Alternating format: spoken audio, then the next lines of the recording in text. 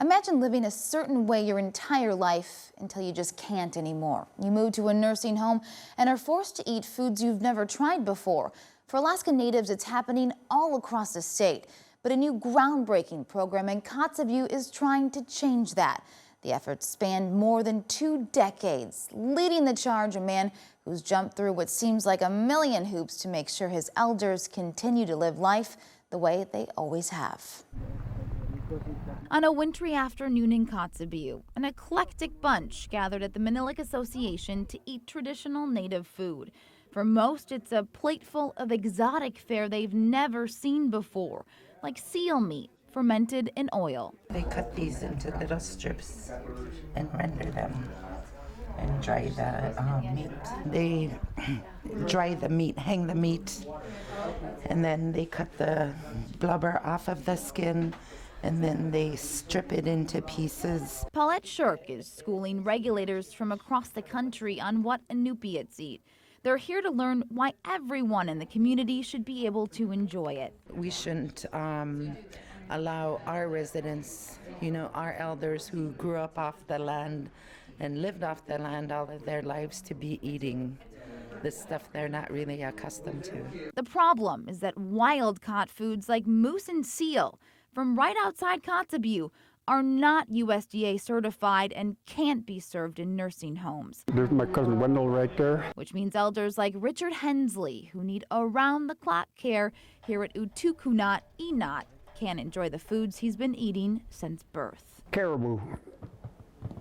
Yeah, caribou is a lot tastier than seal. A recent change in the U.S. Farm Bill relaxed federal rules, opening the door for hunters like Cyrus Harris to put traditional foods back on elders' tables. My thought was, hey, we've been doing it for 10,000s of years, so let's do it the same way we've been doing it for all these years. Cyrus will provide much of the subsistence food once the program gets up and running.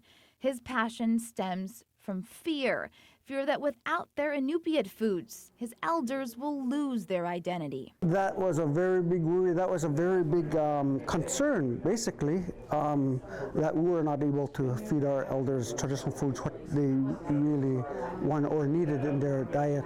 Hangers, racks in here for hanging moose carcasses, caribou carcasses to age 4 or 5 days. Cyrus's brainchild is already born. Freezers just installed here at the processing center where the meat will be cleaned and dressed.